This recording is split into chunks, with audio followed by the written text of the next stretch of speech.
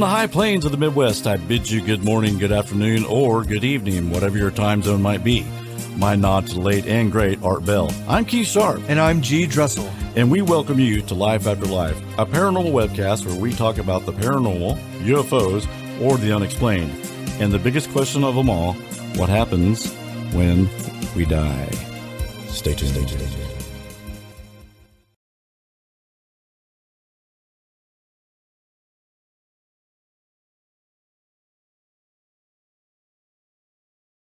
Boom. Here we go. There it is. Good evening, everybody. How you guys doing? Hey, you know, it'd be super cool. What? As if this actually blew out. I wish something air. was super cool in here because it's freaking hot. No, look, if this blew out cold air going. Oh, right in that your would be face, awesome. That'd be amazing. I'd love it. Yeah. I need to get a little fan or something put up here. But you know what's weird? It's kind of making me wonder a little bit if the air conditioner, because we got one air conditioner system downstairs, one upstairs. And not to mention that's one of the but it biggest does windows I've ever seen in my life in a house behind you. What? That window. I was like, it's like one of the biggest windows I've ever seen. I know, yeah, and that's probably a lot of it. But if you look, there's like a screen, and we got a. It's so pretty. Yeah, I love but this it place. makes it. I don't remember. Do you remember it being this hot last summer? I'm not that hot. And Are we're you not even in okay? summer. Yeah, I'm fine. I'm Okay. just. Pamela, are you hot? Okay. I mean, it is warm. Oh, you guys are just picking on me. It's warm. Stop it. Stop it now. Okay, About to so get Will Smith. yeah, you're about to get Will Smith, man. You better not. I thought I invented that, but you you know, did. I- well, not according to Pam. Who did? No, because Well, I said when that happened, I said everybody is going to start saying, "Man, you Will Smith me," Yeah. if you get smacked or something. That's Well, going to hopefully happen. nobody gets smacked. That asshole. Oh, that guy was crazy. God, I can't even no watch. bad King, language. sorry, I can't even watch King Richard now. Yeah, Okay, so hey, this is gonna be a sweet show. Thank you, Pamela. Pamela's here. Everybody, Yes. And Pat's about to say something about the Pam Cam. Hello. hey, is Pat out there? Yeah, he is. Hey, Pat, we're still working. The problem is we did work on the Pam Cam, but when I bring her in, there's this crazy echo that We have starts to sort it happening. out. Hysterical. The Pam Cam. The Pam love Cam. it. I think love it's it. Awesome. Hey, but she also got us onto this Randonautica thing. Yeah, it was her idea. I never even heard of it. Me either. And But 5 million other people have, yeah, or more now, probably. yeah, and I think I they wonder what got it is now. you get so many. What? Patrick says, "You promised." Yeah, you promised us.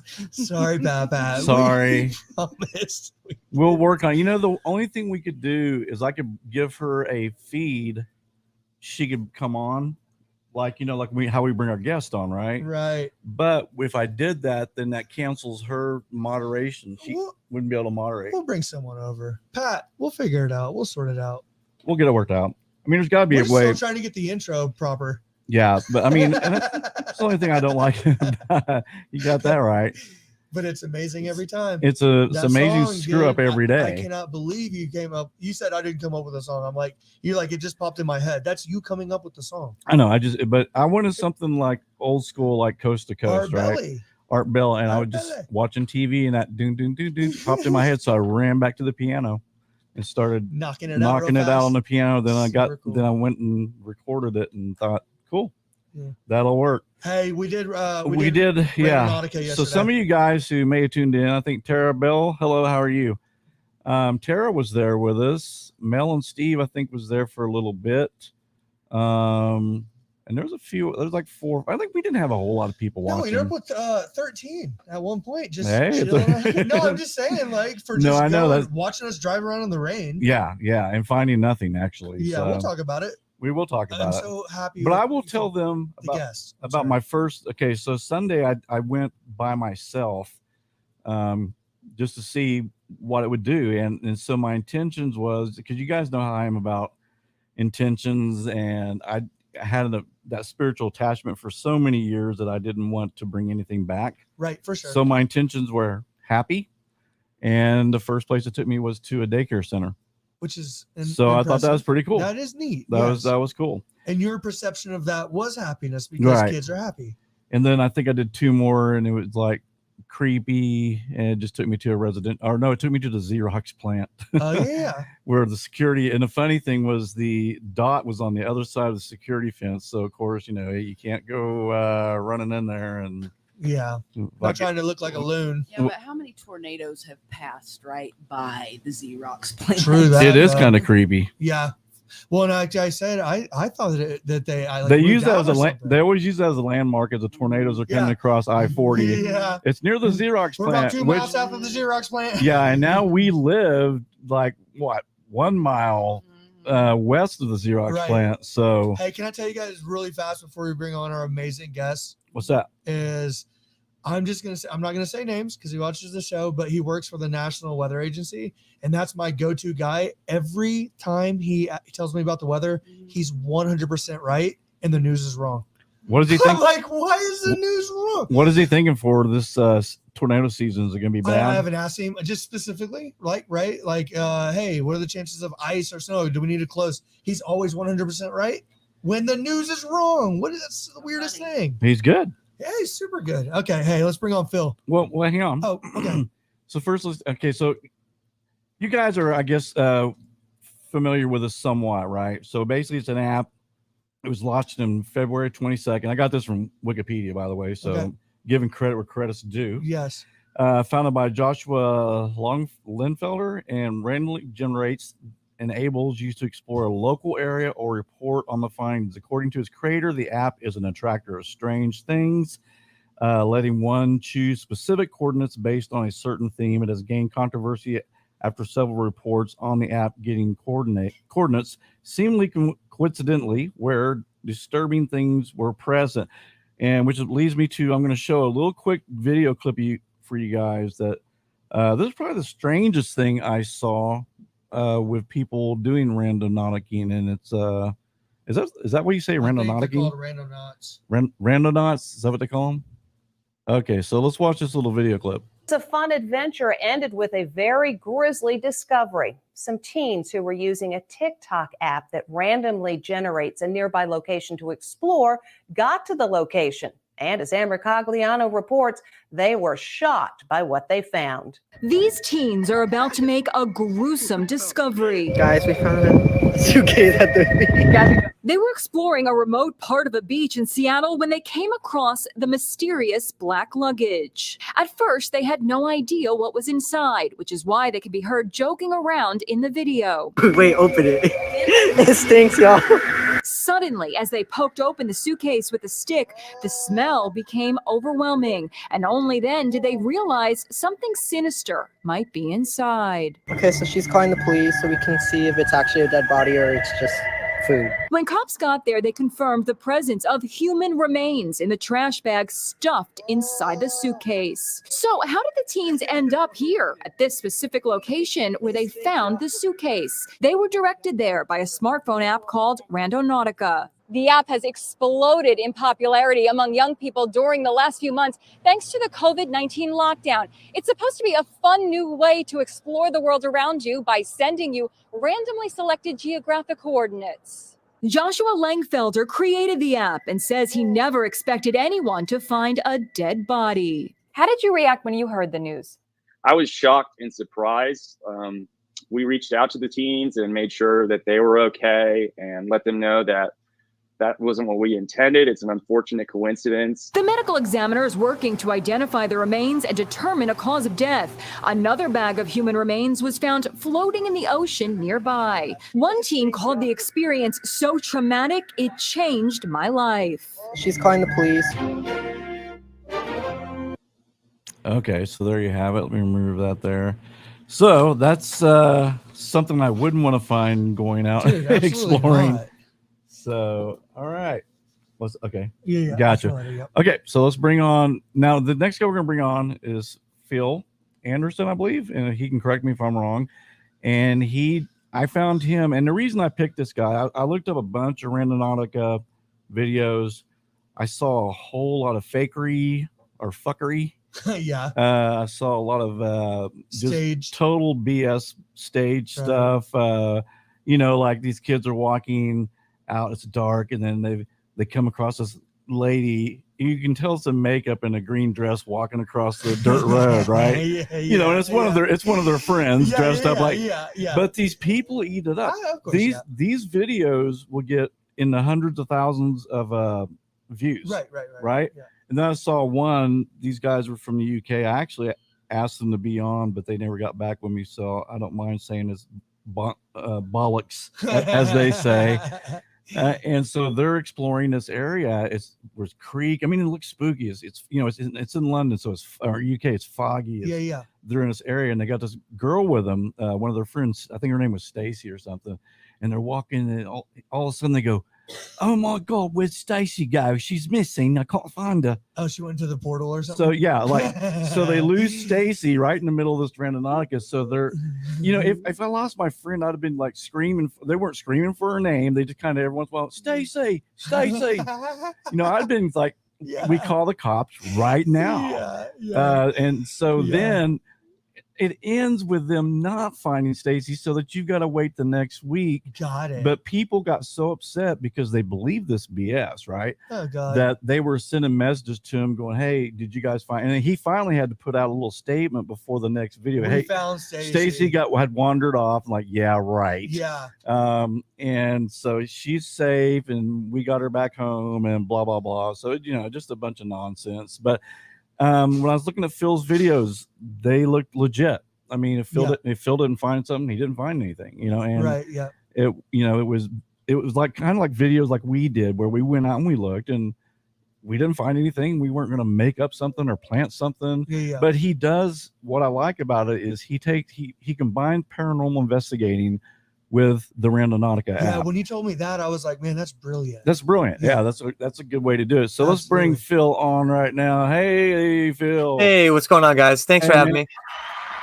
Well done, Keith. Yeah, I got the right button. So they're like going, wah, wah, wah. Yeah. What's up, Phil? Not much, guys. How are you?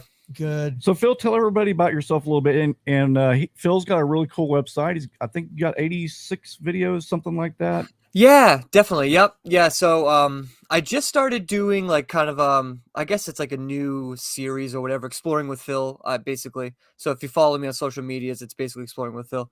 I basically do abandoned buildings, just kind of exploring abandoned buildings, stuff like that. I also do magnet fishing, and of course I do Randonautica, ghost hunting, stuff like that. And like you said, I do combined Randonautica and ghost hunting together. Great idea. Yeah, and so I honestly was doing Randonautica the first couple episodes. If you watch, I was just doing the Randonautica, and then I was doing it in like haunted locations. So I spent a lot of time in either the Huckamuck Swamp, which is near me, and then this other place, the Freetown State Forest, which is part of the Bridgewater Triangle in Massachusetts, sort of like the hub of paranormal activity. So my thought was, because as you guys know, you've played Randonautica before. Anyone who has will know this. It's very difficult sometimes, because sometimes you get a point and it'll be in somebody's backyard. Yes. It's very inaccessible. So my thought was, when I first went out, was like, all right, well, let me go to an area where I can pretty much access everything, walk around and so that's kind of how I started. And then when I was doing that, I'm like, well, I'm in a haunted location. Why don't I just do some EVP sessions when I reach my points? Right. And so basically that's kind of how I started that original thought. Dude. Yeah, that's what Garrett and I was talking about yesterday. Is like we started from like the on-cue gas station, right? Yeah. Which is it's kind of a it's metropolitan areas. It's kind of bit, and so if I told Garrett, I said, we should go out to the rural area and then trespass on someone's land who won't ever find us. So right. Right. I'm just joking, kids. No, actually, guys, don't trespass anywhere. That's not a good thing. Yeah. But exactly. I thought, that's probably the way you should do it, because I mean, Garrett and I, we did at least 5, right? Yeah. And where 3 or 4, one was in a pond, and it's like, okay, we're not jumping in the pond. And then 2 were in the backyard of a house, or in between 2 houses. Right. Off the turnpike. Yeah. Hey, have you thought, because and it made me think of this whenever ours was in the middle of the pond, our immediate thought was to go scuba diving. Yeah, right. I've got a friend who scuba dives. And I said we should have brought him with us to go down there. My question is, because I didn't know what that would be a great idea. What's it called? Magnet fishing. Magnet fishing. I didn't even know what the hell magnet fishing was, and now I'm like all in. I'm sold on that. Have you ever thought to use Randonautica in that scenario when it is in the middle of a body of water? I haven't yet, but now that you said it, I definitely will. Like next time I get a water point, you know what I mean? If it's at least near the shore or something, definitely. Why not? And you'll Sweet. find your first gun or murder weapon, right? Yeah, right. And I guess I suppose if you do find something like that, you got to call the police and all yeah, that I good would stuff. imagine. Definitely a gun, just to make sure that, because usually if it's been thrown in the water, I Yes, mean, it's it's probably for a a part of a reason. crime. Yeah, right. Yeah. Yeah, So absolutely. yeah, So what got you into Randonautica? I mean, how did, because I never even heard of it. Where did you find out about it? Right. I heard about it maybe like 6 to 8 months ago.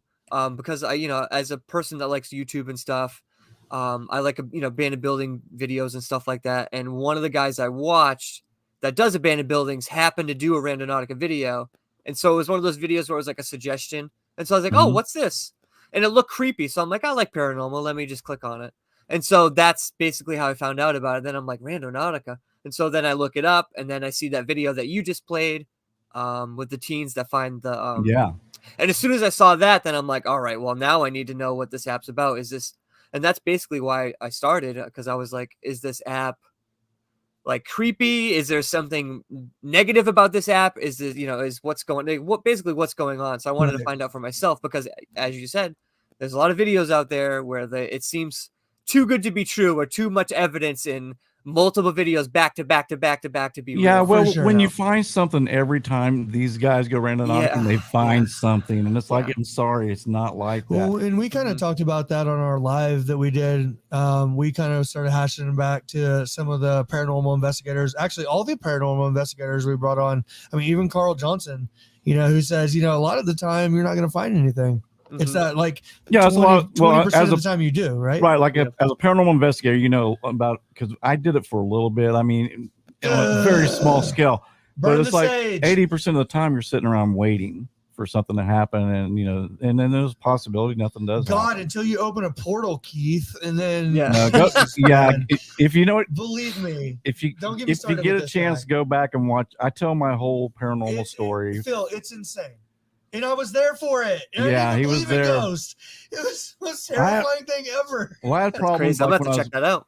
Yeah, I was like 15, or I was probably a little younger than that, because it was about 76, 77 when I started having ghost problems, and it went well into my 40s. And then once I kind of learned how to get rid of it, then it finally went away. But Garrett just watched the live from last night. Yeah, he got to witness a lot of it. Oh my God. So you were away, and so the paranormal investigating, when did you get into that exactly?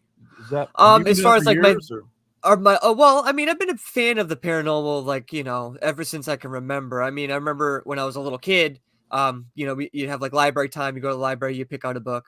I was also a kid that was into like war and history and stuff like that. So I remember this book series. It was a bunch of like, World War I, World War II, all these different things. So I was getting to the end of the series of books, and the last one was like The Ghosts of Gettysburg. And I'm like, in my mind, I was like, wait a minute, are you telling me that ghosts are real? Because, like, you know what I mean? I watched Scooby-Doo and stuff like that. As a little kid, I was like, oh, this isn't a real thing. But then as soon as I saw that book, it was like, oh, well. And so that was probably the beginning of my like paranormal interest or whatever. So obviously I've seen a lot of ghost shows and stuff like that. All that kind of stuff has interested me for a long time. But I just started doing videos and stuff, I guess, since December, or like going out on my own and doing Randonautica and the ghosts and all that stuff. Yeah, probably December, I think. So had you done like any sessions on your own before just saying like going out and doing that? I had went on 2 different like paranormal investigations, kind of like you know what I mean, one was at my town hall. They kind of put on a thing. Sweet. They brought in a ghost team, you know what I mean, and you get to investigate. So that was like in October. And so before that, I went on another one. So I had some experience, kind of going out and like, doing EVPs and stuff like that. But, obviously still an amateur, still learning, but. Yeah. So explain to everybody, and to me and Garrett as well. Sorry, one of the things we were doing with it has those 3 options, something like about void, anomaly or something. And then there was another one. We didn't know which one to push. We were just yeah. What does those mean? So as far as I know, if you can Google them and it'll give you like little definitions and stuff, but it's still not it's so confusing when you read them, because I've read them multiple times trying to understand. So what I understand, the anomaly one, the power anomaly, is basically the highest concentration of dots where something would be or whatever.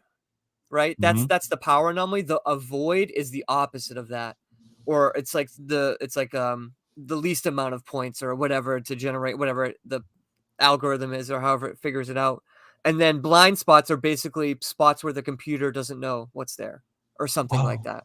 That's what they say. No, you know what I yeah, mean? for So sure. I'm sure that meant And- something. Yeah. it's all like quantum computers too, and that's how it's really strange because I listened to an interview with the creator guy, the guy that was in that interview, Right. Yeah. and he was basically saying Randonautica, it uses your own intentions, or you have your own intentions put into it, and so he was saying they don't really understand quantum mechanics or quantum computing and how it actually works, but somehow, some way, it gives you a 10% better chance than random at finding something using your intention. Because he was basically saying like you could use the Randonautica app for gambling in a way. Because it'll give you, he said it would give you a 10% better chance at hitting. So right, which is weird, like because then you throw in your own intents into it, which is like the weird part or the paranormal part of it. Absolutely. So it's like, you know what I mean? If you go in intent with like evil or something like that, and you find some sort of, I don't know, whatever, something that looks evil or something, you know what I mean? Does that your intent that did that? Did that make that appear there, or was that always there? And then the Randonautica app just kind of led you to the direction of where it could be. You know what I'm saying? That's what I kind of think it is. We talked about this last night because, and I was talking to my daughter, was like really interested in it. She likes to follow the show. She's old enough to follow the show. And so, but one of the things we found on the side of the turnpike is, and we're kind of joking around. I'm like looking at the suburbs and then we're like, oh, wait, look, there's a red X. And what Keith and I were talking about is like, if that would have been at night, and we wouldn't have seen like the development going on off the turnpike, right? We were all alone and had flashlights and came across that red X. And what our intent, which we openly said was creepy, we'd be like, oh my God, X marks the spot, right? Yeah, so we would manifest that. Basically, it was an X saying, do not enter into these gates. Right. Or something. Yeah, right. Anything. But at night, had we had a flashlight and saw that, we could have said, oh my God, look, this must be it, Right. Could go with that. But it actually manifests that probably because we're scared and we're thinking about it. Well, and then when we manifest that is creepy. So is that quantum computing? Like that's the 10%. I think that makes this so intriguing and interesting, right? Yeah, definitely. It's so weird. Like that's the part about Randonautica that's such puzzling. Because I'll give you an example. So I went out Randonautica in one of my videos where it was like snowing, so I couldn't really go out into the swamp or kind of do my paranormal thing. So I just did Randonautica in the car, just driving around doing different points. One of my points was deja vu. And it took me to where my doctor's office is, which is weird. You know what I mean? It's not like creepy or bad or anything, but it is, I've been there before. So it is sort of like deja vu. You know what I mean? Yeah. And then, that same day I did intent of paranormal and it took me 4 houses away from my own. So it's like, which is weird. You know what I mean? Not like super creepy, but like, that's pretty close though, dude. Yeah, absolutely. There is some weird things that can happen. And another thing that the guy said on an interview I listened to, he said if you don't catch something the first time, using your intent, to try it 2 more times. And he said by the 3rd time you'll find something. That's really because you're increasing your odds. Yeah. Right. And that's kind of where the quantum computing and numbers game comes in, which is interesting. And I will tell you, and I brought this up last night, is we typed in like 0.1, 0.2, 0.80, just random stuff. Because initially we were going to put like ghost or something in, right? Sure. So possibly they say that they don't sell data, but could they possibly be gathering data on where our phones are most of the time and then drawing up point, like your house, for instance? Right. Does that make sense? Is that possible? I don't know if I'm sure from app perspective they could totally do that. I don't know if they are or not, you know what I mean? But they could. I'm sure that technology is very within the realm of possibility. You know what I mean? Yeah, because you were even afraid to put like as a title one of the spots. I don't do anything. Well, you didn't want he didn't want to put creepy because you thought the computer would go, oh, creepy, I'll find something somewhere creepy. Within the AI, but at the same time, how would it even know somewhere in Oklahoma? Well, like I said, though, it could take you to a cemetery, right? That's true. That's true. You connect the points. So here's a random weird thing. So Phil, I'll just be really honest. I'm like a chimpanzee when it comes to like technology and stuff, right?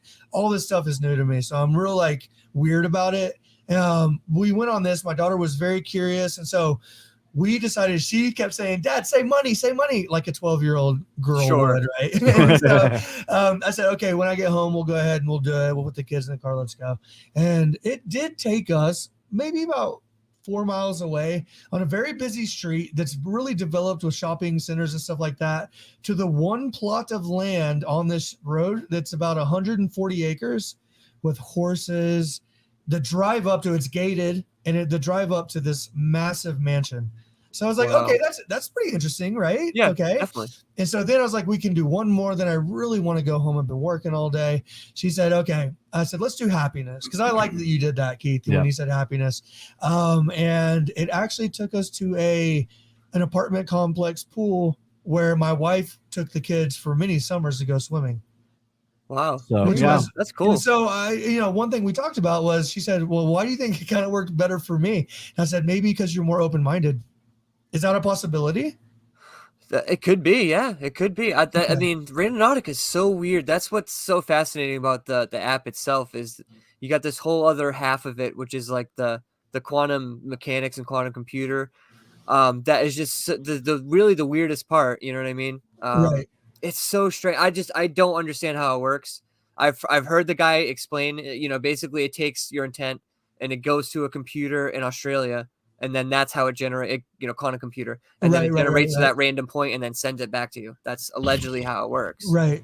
So it's just like, that's so simulation theory type shit. Yeah, it is. Which we cover quite a bit. We've covered simulation theory probably 2 times now. Yeah. Something like that. So like, that's not too far fetched.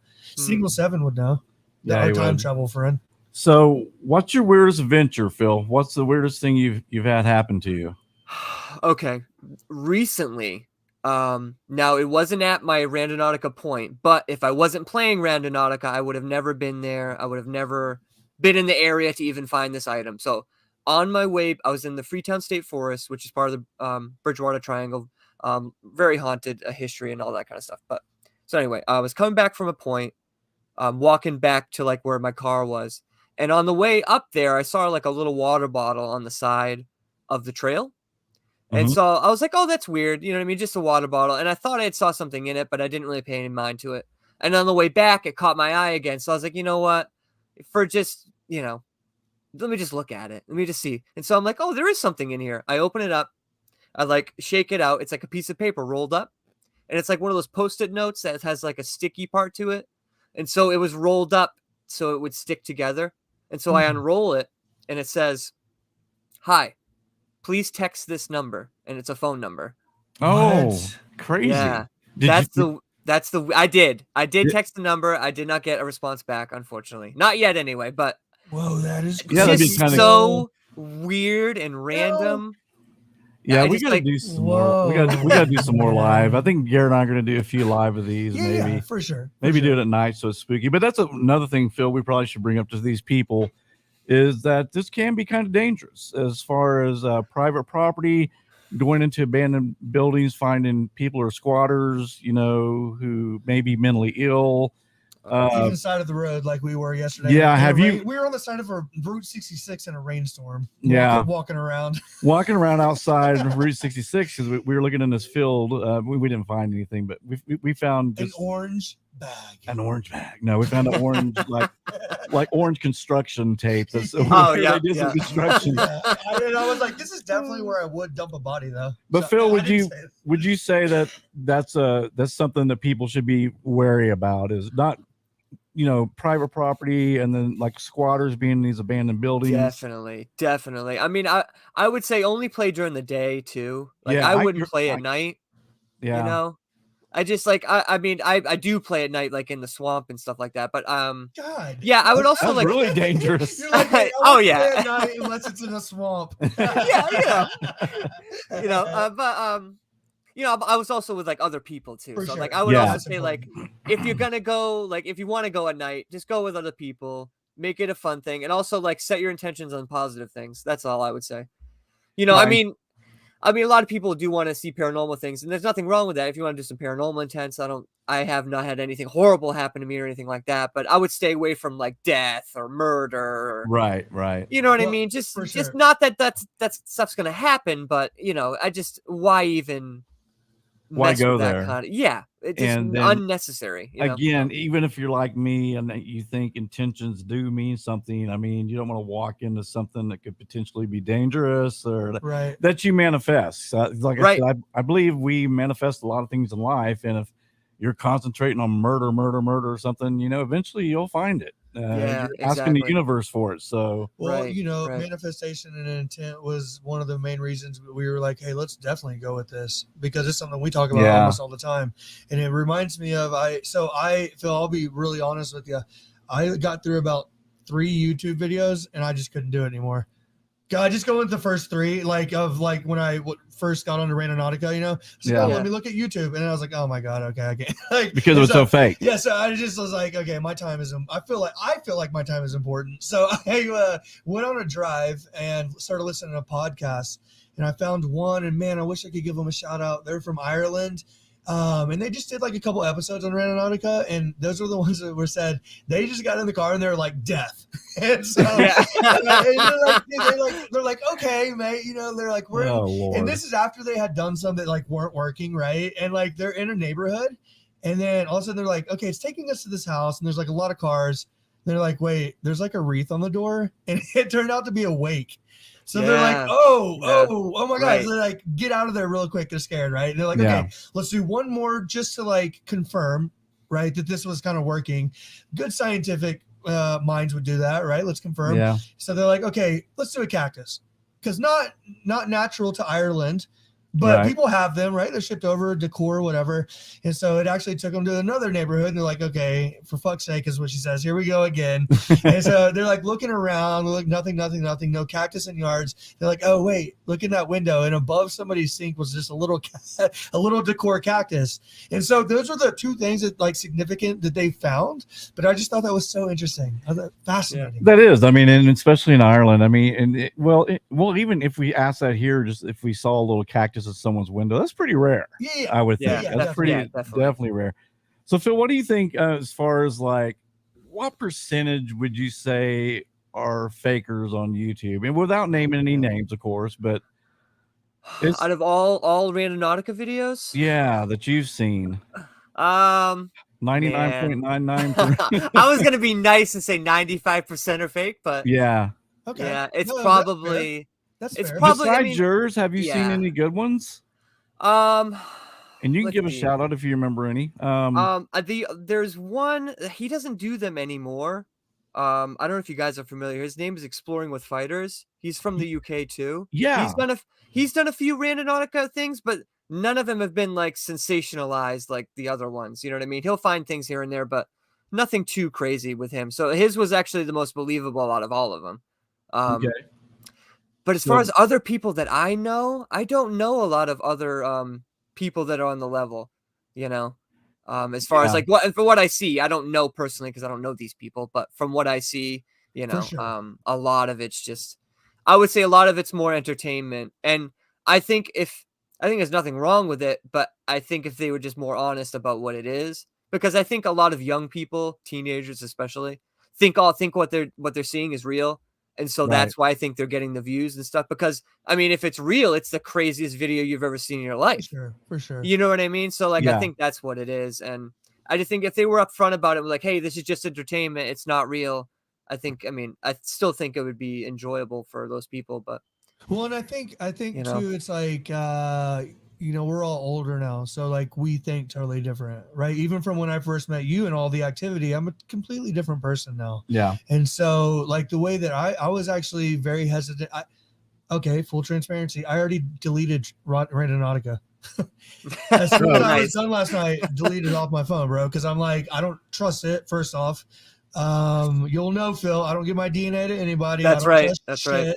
I've met a time traveler before, so okay. And I came into this show not believing in Bigfoot, and now I love Bigfoot episodes, right? Yeah, yeah. And so for me, this kind of like experience I was coming from it from a more thoughtful approach. I think we all were than the videos that I was watching. Like you said, that's a funny one where the lady comes out in the dress in the woods, you know? Oh, Hey, or Lord. the like the FedEx guy or whatever, Best Buy, the college dude. You said it looked like they're like, Oh, where these kids were out in some abandoned place. I mean, it could have been real, but the guy, they found this guy that looked like he was dead or unconscious, but he had a pair of black slacks on and a really nice white shirt. So most of your homeless people aren't going to have a clean, Yeah, nice right. white shirt and Yeah. black dress shoes, yeah. unless he's got a heroin problem and he's going after work and, you know, or whatever. Yeah. But so all of Yeah. a sudden they find this guy and they're kind of poking at him. He gets up and they run off, and then he starts coming towards them. You know, and Yeah, he's, you know, I said it's probably one of their buddies from Best Buy or something. Yeah, right. His for sure. uniform, Yeah. you know. So there's just not, like I said, there's a lot of them that I've watched that it's just pure entertainment. They try to pull it off as if it's real, but I could see maybe like 11, 12-year-old kids watching For it sure. and going, oh wow, you know, Mhm. because sometimes they'll leave off of cliffhangers, you know, Well- and then you got to watch the next week. And Listen, Yeah. it's not like a lot of people see what's above the water at the top of the iceberg, but really it's what's below the water. That's where most of the iceberg lives, right? And keeps it floating. And that's what I love about our show and bringing on guests like Phil is like, we're talking about what's below the surface here. yeah, Like at its core, Randonautica can be this interesting tool that can get you to be proactive and to go out and try to find things. And we talk about it on the show all the time, man. Like humans are creators. We can create things. If we would have went and saw that X in the middle of the night or at 2 a.m. when nobody was on the turnpike and we couldn't see his entrance Right. of a gate. So right, yeah, you know, like that, that would be something that we would remember and that we would create together. right. So below the surface, there's a lot about Randonautica, although hundreds of thousands of people are looking at the shitty part of it.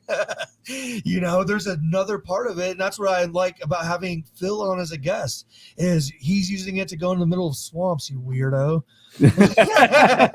But for me, that's super cool, right? Like that's taking you out to these places to find things. So tell me about the EVPs. I'm interested. Have you caught EVPs? Yes, he has. Yes. Okay.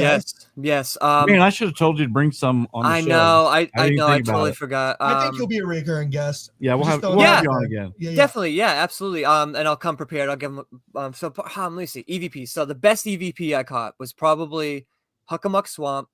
So it's actually I actually went with like me and my little cousin because he was begging me to go. So he's a teenager. So I was like, all right, you know what, you Yeah. want to go, we'll go.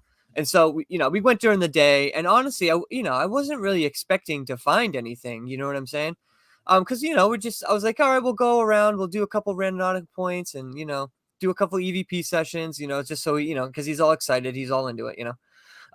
So we do an EVP session, and it's like right before we're about to start.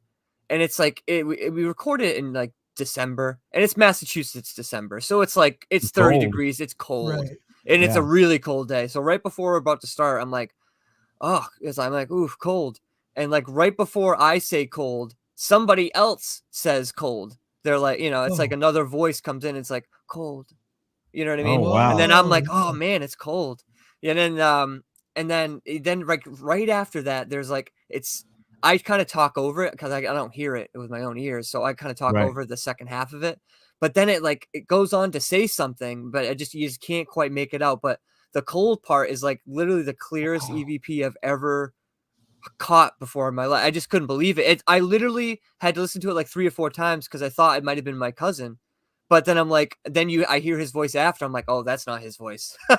I'm like, I know his voice. I'm like, that's not his voice. And I'm like, what's oh my cool God. about that too, man, is like you're like in a swamp area, Yeah. right? Is that where you said Yeah. Huckamuck Swamp? Oh, yeah, Huckamuck Swamp. Yeah. Yeah, so you're Yeah. not like in this area where there's this population where you would, you know what I'm saying? There's all this Yeah. activity. No and Yeah. one there but me and him. No one's there. energy, Wildlife. Yeah. Yeah. Whoa, that's Yeah. crazy.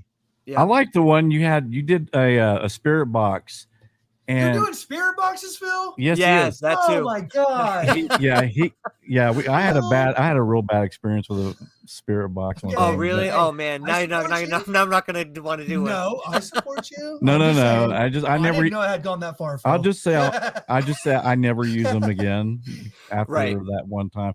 But yeah, you had some really cool responses. Like you were out and you asked the lady's name and it said like Lila or Lula or something. Oh like- yeah, yep. And then it said device because you're Yes. holding this Oh, God. device. Yes, yep. And yeah. no, can you tell us a little bit about that one?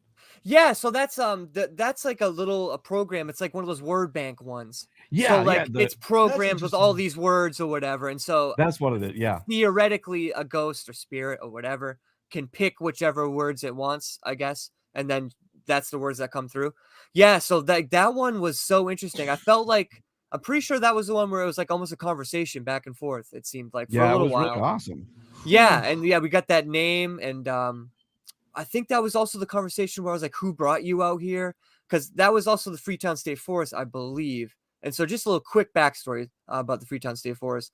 In the 70s, 80s, a lot of people were doing like ritualistic sacrifices. There were, the Neat. typical like finding dead sheep or mutilated cow carcasses, stuff like that, like Satan worship type stuff. Probably a Oh, bunch man. of teenagers pretending, but there could have been real Yeah. people doing it. And it's so much so that there was a serial killer who was kind of like into that sort of thing.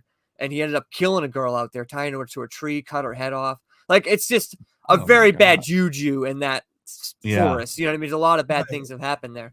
And so when I was asking those questions, that's why I was asking those questions, because I was like, it seemed like, I was trying to figure out if they were a victim possibly of one of these crimes, Right.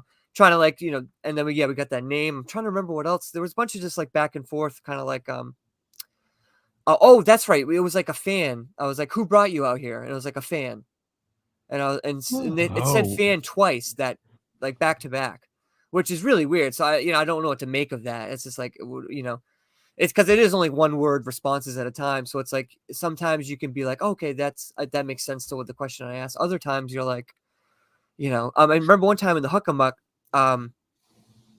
we got like a name. I don't remember the name, but then it was like Texas. And so I was like, during the session, I'm like, what? I was like, either this app's on the fritz. I was like, this doesn't make sense. But then I thought about it after. I was like, well, what if that's just a ghost and that's his name and he's from Texas? And because there used to be a railroad, they used to go through the swamp. So who knows? Maybe he's working on the railroad. He dies there. A lot of tragedy and stuff there. Who knows? You know what I mean? So, yeah, it's definitely a cool little app. I should show you guys. I'll have to send you the link That's because interesting. it's on the iPhone. It's on the iPhone store or whatever. The store. Yeah, It's like send an it app to you us. can buy. And it's actually a really good app. It's not bad because they have the word bank thing. They have I think the SGLI thing, which is like if there's something moving, it'll be the stick figures or something. You know what I'm talking about? Yeah. You ever seen that on ghost shows? Yes. Where Where it that's shows the anomaly where they yes. actually there's a person Right. standing next to somebody. Okay. Right. It'll give Yeah. like the shape or whatever whatever it is. That's on there. Night vision's on there. EMF Whoa. detector. It's like 9 or 10 different things, and it's like it's a pretty legit app. It's not like one of those cool. fake ones where like where you're gonna waste your money. It costs money and stuff, and it was the most legit app I could find.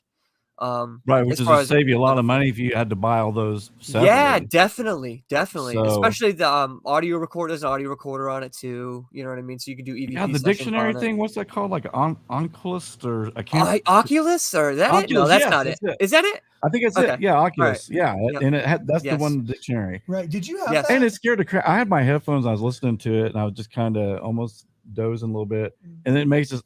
It's crazy noise. This voice. Yes. Yeah, That's but you even the have- voice is spooky. I think if I'd been out there, I'd been like, okay, I'm going home. Right. Yeah, dude. You've It's also, it's off-putting. Yeah, it is. It is a little bit. You also though you picked up some crazy shit in the past. Oh yeah, Like yeah. dude, I used to walk into this guy's room and sit in on like a 30-minute session. I feel like Yeah. with the K2, the spirit box. Yeah, I had a spirit box Oh, come and on, it dude. came through and said I'm evil. Oof. And Yeah, but remember in your room though, we would be in your room and it would just be talking, right? yeah, Remember? you could have a conversation. And man, I got so careless with it though, Phil. And because really I think you should do some type of protection prayer or something before you do this and have yeah, some type of protection. And Right, yeah, and I got to, man, when I first got the spirit box, I couldn't wait to get off work to use it, and I'd get careless with it. But the sad thing was the most things I heard on it was help us, help me, help us, help, and I'm Oh, that is taking that good. as they need to go to the light or something, Yeah. Well, and a lot of times when I would walk in, to say hi to my father-in-law, you would be trying to get somebody to go to the light. Yeah. I went out and I tried. you did. And You really supposedly did. the other spirits would say, yeah, they left. And it's kind of weird, Phil, because I had on this particular one, you could hear two spirits kind of talking to each other. I was trying to tell one to go to the light, and the other one was saying, no, don't go, don't leave me. And it was kind of sad in a way. Right. Yeah. And I think it did leave because I asked how, I think we started out with 3 spirits, and then I asked how many was there. And I think it was just down to 2 or 1. Right.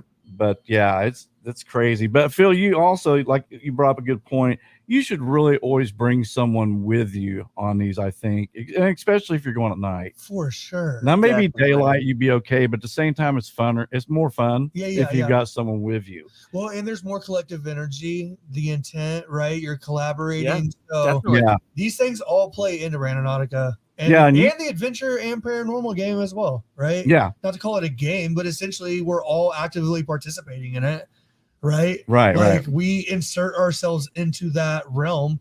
And so, yeah, it's just fascinating. But I thought it was very cool, Phil, that you took that and used it for a paranormal That was investigation. so I never even Yeah. thought of that. And I thought, Absolutely. what an awesome thing, because it takes you to a point where supposedly it's haunted, so you're gonna maybe pick up some stuff.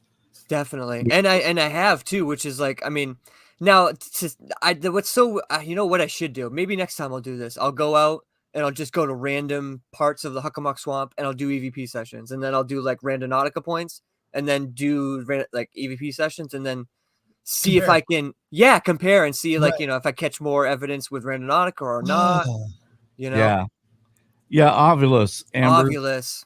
Thank you. Oculus. Yeah. Well, I know Oculus is the yeah, I didn't want to sound like a nerd, so I didn't correct you guys. Well, I do own an Oculus. Yeah, I've never used. So- I never used the Ovilus, Yeah. Oh, you haven't? but I've done the obvious. Yeah. But I thought you did. You okay? So actually, guys, after we went off really quick, after we went, got done going live last night, we were kind of driving home, and I asked Keith. It was just us two in the car, and I was like, "Hey, what was the scariest?" Remember me asking you that about the? And you said it was when you got When the spirit manipulated my phone, it actually put a message for me in the text box. Jeepers. Yeah, What did it that say? was. And well, what happened is, okay, this started we don't out. talk about that. No, I'm just kidding. No, I'll try to condense this as much as I can, and it goes back to the I'm evil thing. Gotcha. So when I got the I'm evil off the spirit box, I try to say, no, you're not evil. You're worthy of the light. Go on to the light. Don't judge yourself, blah, blah, blah. I closed the session. I went and laid in bed. And about 15 minutes later, I felt like this internal shaking, like someone was grabbing me by my feet and just shaking and shaking and shaking me. And this went on for a long time. And I was really scared. I was terrified.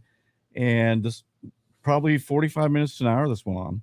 And then finally it stopped. Well, I woke up and I grabbed my phone to check my text messages. And in the box where you type, it said, I hope you slept well. As if Keith Jeepers. was texting you. Wow. Yeah. So these, spirits can manipulate things like that. Ooh, I And had it- to take For another sure. deep breath, sorry. And then the same day around 3:00, it sent a text to my wife from me, and it just said regret. So she calls me going, hey, why did you send me a text that said regret? And I was like, I didn't. And so I had to get professional. I was about to say professional help. Like I went to yeah. No, but I have a friend who she does paranormal investigations and blessings and things like that. And it started getting to the point where my kids were getting scratched. Things started getting real evil. And I called, she lived in Dallas at the time. And she, bless her heart, man, she drove all the way up from Dallas to Oklahoma City that weekend. She blessed my house, saged it. And, just basically said, hey, don't give any attention to this thing. Just ignore it as if it's not there. That way you kind of take its power away. And is that when you cut And the that's- spirit box off That's completely? oh yeah, dude. I put the spirit box up. I never used it again. But do you still after that. have it? I still have it, but I can use it for an AM radio for football games or whatever. So Is it, Nice. it's It is still a radio. yeah. Yeah, It's basically it's the SB3, that one that everybody uses. Yep. And basically you can use it for a regular radio, or you can use it for whatever for the spirit box. But yeah, so after she saged the house and she put oil crosses over everything, she wrote prayers on the doors. And then after that, everything really settled down. And so if I did hear anything weird, I gave it no attention whatsoever. I gave it no power at all, and kind of feel like I stripped it of its power. So therefore, I feel like I defeated it. And after that, then the scratches stopped, all the weird goings on stopped. Right. The attack, when I got attacked, all that stuff stopped. So, and so I never. I was there for it. Yeah, you were there. Yeah, Garrett would have times that and Garrett's my son-in-law, by the way. Yeah. Okay, gotcha. And I was like straight out, like I just gotten out of the army, literally came back and was just like, ghosts, okay, yeah, whatever. And then all of a sudden I'm like, yo, these things are real. Started sitting in on sessions. Yeah. Shit got crazy. Well, Garrett was sleeping on our couch one time, and yes, he heard the drawer open, and like he heard someone getting forks and plates out. So he thought it was one of us just getting a snack at midnight or whatever, and went in there and there's no one in there. Yeah. And that happened a lot. I could be in my room because my room wasn't too far from the kitchen. I could hear I would think it was one of the kids and go in there, and it just freaked me out, man, because there was no one in there. just shadows. Yeah. Walking by. Yeah. And we caught 2 EVPs. This whole group came in and did an investigation of my house. It actually burned out every DVR system that they brought in, all their computers. They had to go get their backups, and they're like, crap, man, that's like over $2,000-$3,000 worth of equipment that had burned out. Well done, Keith. And they caught 2 orbs. They caught 1 EVP that said, and it was a whisper, it goes, I'm here. Yeah. And then the other one said, look out, look out, look out. And then the other one was disturbing. It was just, it didn't say anything. It sounded like an old man in pain. It just groaned. It was like like it was just a horrible sound. That's why I brought this up too, because you mentioned whenever he heard, like you were listening to his from the swamp, you heard that. You're like, oh, I would have turned it off. It's because you have, I think I've heard growl. PTSD. Yeah, I've heard that and growls and I things. don't use that term lightly, but yeah, we've had guests on the show, Phil, one time. They were people who use the Ouija board, and they said, it's not dangerous. You can do this, and which I still think it's a dangerous toy to play with. I agree.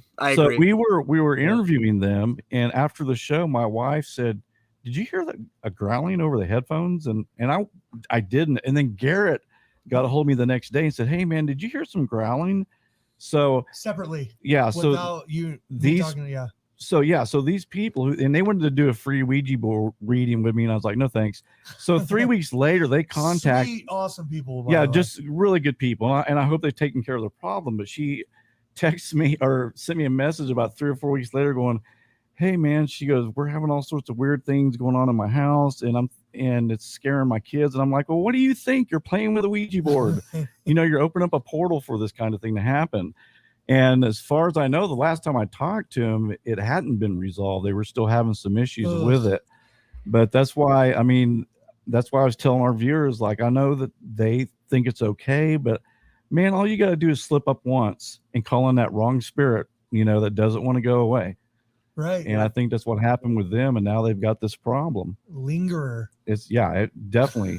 So, I wish them well, and I hope they took care of it, because awesome. I've been there. I've, been stupid and been. Well, that's why I was scared about this damn Randonautica app.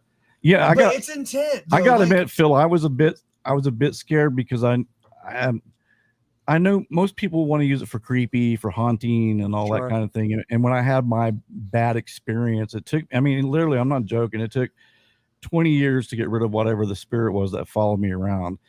And I was very, very skeptical of going out asking for, take me somewhere paranormal, take me something scary. Because we're about 10 years out. But now I feel much spiritually. Yeah. I feel much stronger. We're different now. And I feel like I know how to control that now. Yes, for sure.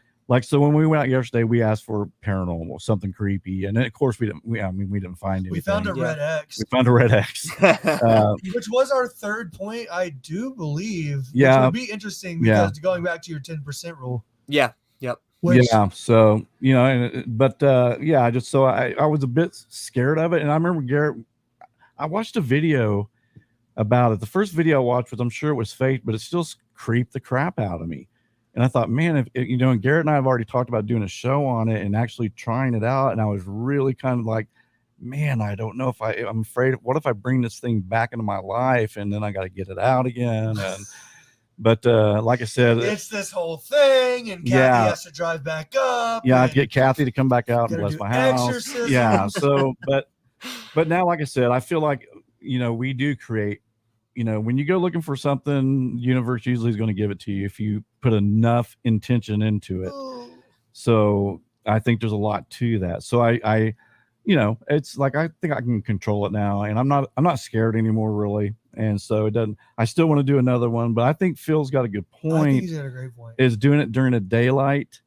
Because and not just because of the creepy side of being dark, but it could get dangerous where you could run into like hobos or something, or sure, always go back absolutely. to hobos. Well, because listen, back to hobos. yeah, but no, when I say that, it's synonymous with homeless people who are usually 99% mentally ill people. No, I know. The guy that's on the corner of MacArthur Street holding a thing and hitting himself in the head with his fist, I mean, those potentially could be dangerous people that and they got to sleep somewhere, right? Well, and I'm just messing with you about that. But what I was also going to say is also the environmental psychology of it, of just going during the day, for me seems way more realistic, because at night, okay, just real quick, Phil, we had this guy named Carl Johnson on, who's you may have seen him. He's been on all the very shows. familiar. Yeah, dude, he's smart guy. We can actually say Carl's a good friend of ours. Dude, yeah, you just said it, Phil. He's a smart guy. We were actually talking about this. We were talking about him last night, and we've talked about him a lot during this in preparation of this episode, because last time he was on, he told a story about when he would go over to his grandmother's house and he would sleep in the basement, and there was a radiator that would kick on, right? And like over time, his imagination started to take over. And then all of a sudden, it sounded like the noise from the radiator was actually steps coming down the basement. And then over time, the steps down the basement seemed like it was a gust of wind at his feet. So essentially, he without intending to, right? His imagination took over and hence manifested a haunting. Isn't that insane to think about? That's wild. It just shows how important, as human beings, we are creators. I mean, if you like, I'm gonna keep repeating myself, but I'm just saying, like, anything you put your attention to, like if I want to be successful, if I want to do, like I wanted to be a musician, and I played John Lennon in the Beatles tribute band. I was a Beatles freak my whole life. When I was 7 years old, I saw the Beatlemania Broadway play. And I thought, man, if I could just do that for a living for just even a short time. And I concentrated on it. I learned to play guitar. I learned to sing like John Lennon. And then I was in Atlantic City at the Tropicana doing 5 shows a week. So I think you can do things like that. No, you can make things happen if you want it bad enough. Well, in regards to like bringing it back to like the Randonautica part of it, is that if you do God, don't make him think we're just like 12-year-olds. I just made a poop joke. No, but if you do it during the day, for me, from like the scientific side of it, it's like, okay, because we do both believe that you can manifest things, right? With positive energy and just moving, right? And so if you do it during the day, that automatically eliminates all the nighttime stuff. So if you're catching an EVP on a Randonautica adventure at a swamp where there's not a ton of residual energy, right? I doubt there's a ton of. Well, there might be, because he said they did satanic rituals out there. Now, I think anytime you do rituals, you leave a mojo behind there. I think that's why some people can move into a house it could be haunted because the people were messing around with the Ouija board, they're messing around with seances, or fighting all the time, and that spirit has to do something, and usually it'll stay there. Man, that's really important to circle back around to what he said about, what was that forest called again? The Freetown State Forest. Freetown. That sounds creepy. Sorry, no offense. But it is. Yeah, so there would be that kind of. Okay, interesting. All right. Absolutely. Dude. So anyway, I'm looking at my questions here. I think we've asked you everything, but I think the main thing you guys of Randonautica and Phil agree is safety. Yes. Be careful, and like Phil was saying too, if you're going to have to do it at night, do your first ones during the day. I would think. And if you're going to go at night, make sure you've got people with you. Make sure it's and it sounds like I'm sounding like a parent. Make sure it's a well-lit area. Yeah. Yeah. And yeah, just don't put yourself in harm's way, because I mean, even with that app, you could run into somebody does not have good intentions, Right. and that could happen. I have a couple more questions for Phil. Sure, absolutely. Okay, first question. Me and Keith, at some point in the next 2-3 years, we're going to take this show on the road. We're going to start going on the road, doing some shows. If we come up to your area, can we please go randonauting with you? 100% yes. Oh, that'd be great. Absolutely. For sure. I have a few questions. I'm not done yet. Okay, I'm just gonna say you take your sister, right? Sometimes, and your brother-in-law. I think I saw that in the video. Is that correct? Yes. Yep. Yeah. I take them with me sometimes. Sometimes my fiance comes out with me. If she's off that day. If Sweet. not, then it's just me. She's a most of keeper. the time. Yeah. Oh Yeah. yeah. She's the Okay, best. so I have 2 more questions. Help yourself, man. I'm not in a hurry. Can we, when we go randonauting and come visit you, exploring with Phil, can we do EVP session? Oh, absolutely. 100%. Okay, and here's the third question. If it's in a body of water, can we please go magnet fishing? I want to do that so bad. Yes. Yep. I'm like, I will bring magnets. I will drive. I don't know if I can. These magnets are so powerful, I probably can't carry them on a plane. So we'll drive them up, okay? But I want to do all 3 of those But I mean, things. do you really need a magnet that strong? I mean, If Phil, pick up a what kind of gun- magnets do you use when you do that? I think I know. yeah, I think the one I have is like 1,000-pound strength or something like that. Damn, You know what I mean? sounds intense. Can you get that Yeah. on Amazon? Yeah, Amazon. Yep. Really? That's exactly. It Like came in sticking like to a your kit. mailbox when you go in. This isn't a fishing line. You're talking cable. Yeah. sure. It came with rope. Yeah, it came with rope and stuff. Oh, that's super cool, Well, man. that is so cool. Well, Phil, we want to thank you so much Seriously. for spending time with us. And everybody go to Canadian Dutch Boy Studios. That's his channel. Subscribe, like, help this guy out, man. He's got some very interesting videos. And in fact, to me, he's the most honest I agree. Randonautica I've seen. So is that right? Randonautica? Is that right? Hey, That tomato Randonaut. Randonaut, that's right. He's the Randonaut. most. Yeah, he's the best Randonaut out there, because he's not planting stuff and right. look at this baby Well, doll. he's exploring, yeah. So, all right. Well, Phil, thank you so Thank much. you, You Phil. have a wonderful night, and we really appreciate you being with us. You too, guys. Thank you again, guys. You guys are awesome. We'll have to do it again anytime Yeah, you want me on, absolutely. even to talk about whatever, hang out. I'm down. Absolutely. Let's do it. Let's do it. dude. All right. Thanks, Awesome. Phil. Bye-bye. Thanks, See you, guys. bye-bye. Take it easy. Dude, he's so Cool. cool, man. Yeah. What a well-spoken, awesome gentleman. I know if Pam will let me like retire in a couple of years, then we can go and do stuff. And so we have another guest that we're going to Well, bring hang on on. before you bring Amber on. Yeah. You know more about her than I do. I think you contacted her, right? Yeah, but I was just gonna mention one thing. Sure. His beard outdid my beard. His beard His was beard pretty was impressive. legit, man. His Yeah, beard that was a good beard. legit. That's a Massachusetts beard. I remember when I was at like 20, I think I was 21, I was trying to grow a beard, and all my hair would just go from here. Nothing would come up here The at werewolf- all. The werewolf. of It was, London. yeah, it was just my neck was, Mangy werewolf. yeah, my neck was just covered in hair. But Hey, okay, let's bring Amber on. Amber, with let's us. bring you on and see. Let's get her. She's done Randonautica. Hi. Amber, how you doing? Hi. Good. How are you? Thanks for showing up. Yeah, you're welcome.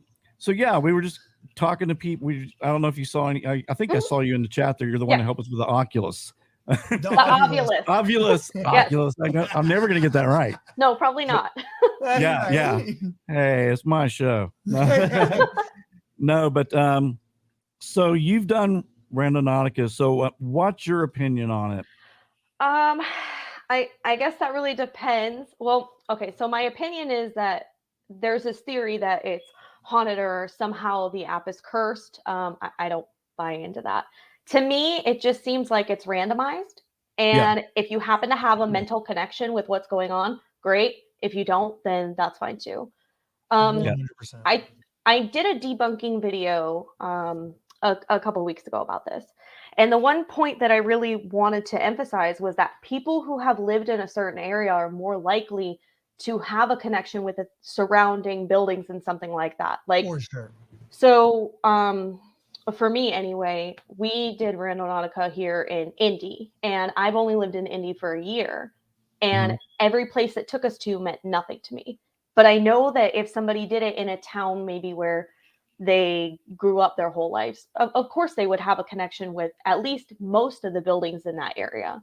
So I think That's it's super interesting. yeah. So I think it's relative to where you're at, and also if you take a look at places like high crime rates too. So Yeah. you got to watch for that. If you're in an area for that, of course you're going to run into something more than somebody else who lives Where in a murder the middle of site a happened or cornfield. We something actually like talked that. about that yesterday. Yeah. Yeah. Well, and even like to your first point, about having an attachment to buildings and stuff, even knowing the history, right? Yeah, 'Cause, like, that definitely helps. Yeah. Yeah. Well, we live in a community that grew a lot over the last 20 years or whatever. So there is a lot of history, even on that turnpike we were talking about, right? Like knowing that there's car crashes and stuff like that. Yeah. People like so. Yeah, okay. we had a girl, actually, it's unsolved this day. She was decapitated in our town, and her body was put in a trash bag and dumped about Northwest 23rd or something like that. Yeah, so there's just things. So there is some bad parts of your town expanding. Right. Well, and that just but they think it increases maybe was the Mexican mafia or something. We're not. I don't want to talk about it on. Oh here. yeah. I know we don't want to get God, targeted. dude. Hey, no, but to your point though and I think what Amber's saying is that 10% that Phil was talking about, where Randonautica says, "Hey, we're 10% more likely to put you in a place that does randomize this event," just increases those percentages when you're doing it somewhere you're familiar with. Yes. Right. Yeah. Is that what you're saying? Yep, that's exactly what I'm saying. Yeah, like I said, if you grow up and you're doing it in your hometown, yeah, you're gonna know even private buildings. Like I think Phil was saying that he had it pop up like 4 houses down from his house, and like if I go to a city that I know nothing about, it's not going to be relative to what I'm looking for. Right. For sure. I totally agree. God, well, I wish we would have had one that was just like 2 houses down. Yeah, I know. We would have saved a lot of damn time. That was one thing I was worried about, Amber, is like, because I'd never used, I thought, God, what if this thing takes us 30, 40, you mean with gas prices like they are now? Yeah. Like, I don't want to drive all around trying to, but we got lucky. I mean, I guess you got that little circumference circle you can put how far you want to go out. Yeah, I think we did 3, and I was like, I'm not doing this anymore because it just kept taking us to random houses, and I was like, right, yeah. Sure. But it's relative to the area because it's all suburbs. So exactly. Well, and you're really more in what it's funny. Her response to me on Instagram was like, "Hey, Randonautica, not really my thing. Paranormal though, yes, is like her go-to. Yeah, that's my thing. I do a lot of paranormal stuff, and I do like debunking and things like that. Cool. Well, have you ever got followed by a spirit yet? So that's kind of what got me into it, actually. Yeah, I was watching your intro. You said this you and I kind of got something in common because my paranormal stuff started when I was about 13, 14, where I had an attachment, and this went on for over 20 years. Yeah, you were talking about it in the last segment, and I related to a lot of what you said. Yeah, it was terrifying for me, and like I was telling him, even when it came to the Randonautica thing, I didn't want to open myself up again. Right. You know what I mean? So I didn't want to have to deal with, like, what if I brought this damn entity back because I'm playing around with the paranormal again. Playing around with Randonautica. Yeah, I mean, didn't work for us. we started this channel on paranormal, and I thought, well, I even had to think about that for a while. But it's something I know a lot about because I had actually experienced it. And you talk to, and especially back, I know you're a lot younger than me, but back in the 70s, there wasn't a whole lot of people I could talk to about it because they would think I was out of my mind. I would tell a couple of close friends what happened, things that happened. But as far as telling my mom or dad, they were very strict Christians. And if they would have believed me, it would have been satanic to them. Automatically, we're going to the demons or something like that. And I didn't, and I didn't need that scary either. So, right. Yeah. But but I don't you feel now? I mean, I feel like it's something that's more accepted now in mainstream population than it was before. Yeah, I definitely do. Yeah, now I'm at the point where I can share my past stories with people at work, and they find it interesting, and they actually believe me and not think I'm a nut bar. Well, you are. I'm a nut bar. How old were you? How old were you when it started for you? 15. So what was the first thing that happened to you that made you think you had a negative attachment? And why negative? So for me, it wasn't that I really thought any of that. I just kept experiencing all these things, and I eventually sat down and talked with somebody who was a self-proclaimed psychic who told me that it was an attachment. and kind of like shed light on it for me. But for me, it started with my name being called all the time. And it was whispering at first. And I thought I was going crazy until other people in the home and my friends and people who I would talk to would be like, hey, did you just hear your name being called? And I'm like, Whoa. yeah, I heard it. As the months went on, it just got louder and louder until it was basically somebody like screaming my name. Whoa. Oh my Yeah. God. Did you find out who it was? So I eventually met a psychic who actually sought me out. I thought it was super weird. And she's like, hey, I want to talk to you because I know you got some stuff going on. And at that time, much like you said, a lot of people weren't accepted or acceptive about it. And I know that I talked to my family about it and they weren't like cool with it. They kind of thought it was a little crazy. Yeah. And I was talking to her and she was telling me all this stuff. And she's like, I know that he watches you when you sleep and he breathes on your face at nighttime, which I had not told anybody that. Wow. Whoa. But I would wake up to like feeling breath and hearing it and not seeing anything.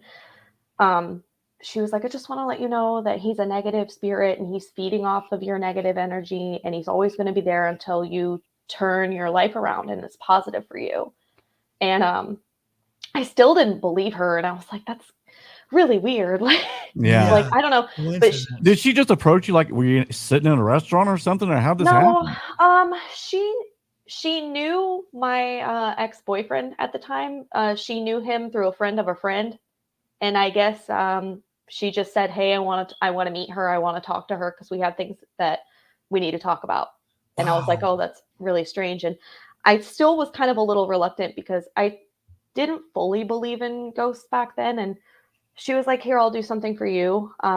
Stand in the hallway and I'll snap a picture of you. So this was back in, I'd say it was like 2008. And she had a flip phone. And she's like, I'll ask him to present himself in this picture and I'll show you that he is real. And I was like, oh, okay, whatever. So I stood in the hallway and she snapped a picture of me and she showed it to me. And there was a tall man. He was taller than me.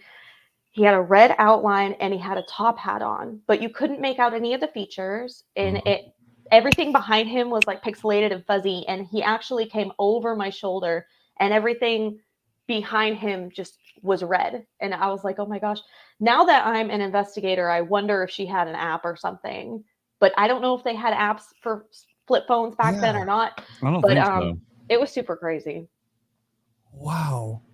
That is weird. So how did how did you get rid of this thing? And what'd you do? So basically she just told me to be more positive. I have to stand up to it. I have to tell it that it's not allowed to be here. It's not allowed to feed off my energy, things like that. And basically, like you said earlier, not giving in or not acknowledging the things that it's doing, because when you give it that attention, when you give it the fear, it's feeding off of it. And that's what makes it stronger. Yeah, I think you can easily, if you start showing fear and you show attention, it's going to stick around. If you start ignoring it, I think basically the energy will just dissipate and go somewhere else or whatever, wherever they go. Yeah. But that's it, man, it took me forever to finally learn that instead of being just afraid. Yeah. You know? And I can tell like to this day that it still like affects you because like you said, you want to do things, but you're scared to do things because you're afraid of dealing with that. I would love to do some paranormal investigating, but there's no way. We literally just stopped burning sage. Like, we used to burn sage during every one of our shows when we talked, especially we talked to a demonologist or something like that, just because I want to be protected. And it makes a lot of sense. I would love to go. I mean, to do it, but I've heard, some of the guys from ghost hunters and stuff, I've heard them say that they've had stuff follow them home all the time. Well, I do want to say that, like, I do think that you're a lot more educated about it now. And I hope that it doesn't deter you forever. And then eventually, but I think even if you did get something, you wouldn't have it for that long because you know how to deal with it. Right. Yeah. Well, and that's like what we were talking about, even with the Randonautica app, because I'm just paranoid because I don't trust any of that crap. But we were talking about it, and we are just like totally different now. And I think that's what was like feeding into the chaos, though, was at that point when we were investigating, or you were investigating, excuse me, and when I did, because I took the K2 meter, I took a K2 meter. Both sessions were amazing and incredible, but the second one, then it got evil on him. We had been drinking. Yeah. whiskey. Oh God, yeah. But yeah, so we are like way more like, that's why I pointed out the fact that we don't necessarily burn sage so much anymore, but we get to talk to awesome people like Amber. Like, are you still investigating right now? Are you actively going? Oh yeah. So when I had my attachment, I actually didn't believe in ghosts and I wasn't an investigator at that time. It wasn't until several years later that I had met other people who have had attachments, and I was like, that's really crazy. And I started working with a group, and we were working on cleansing homes, things like that. And then I took myself to Instagram and YouTube, and now I try to help educate the general public about things like attachments and things like that. Yeah, I try to do that as well. When we do a show, like I always try to tell the viewers, my perspective of it, how to keep yourself safe, and saying a protection prayer. And also, a lot of the guys that I know that do ghost hunting, they always say before they go, they say very strongly, you cannot follow me home. You're not allowed to. And visually, they create like a bubble around them so that when they go in there, it's kind of a force field. And I think if you believe that that's a force field, then they have to believe it as well, and they can't penetrate it. Well, that goes back to energy manifestation and intention. Yeah, absolutely. Everybody kind of has their own thing that they do, and I found various people have various things depending on their religion or like their denomination or whatever. Yeah, very true, very true. So have you? Oh, go ahead. No, I was just going to mention the Randonautica thing. Yeah, it's to me, which I know you've already heard when I was talking to Phil. I think it's anything you put intention to. If I don't need a Randonautica, I mean, I could probably go anywhere. Yeah. And if I try to summon a spirit, it's going to happen. I think there's spirits all around us. I'll tell you a very interesting experiment I did one time. I took a spirit box, I turned it on, I didn't say a word to see if anything would come through. Nothing came through.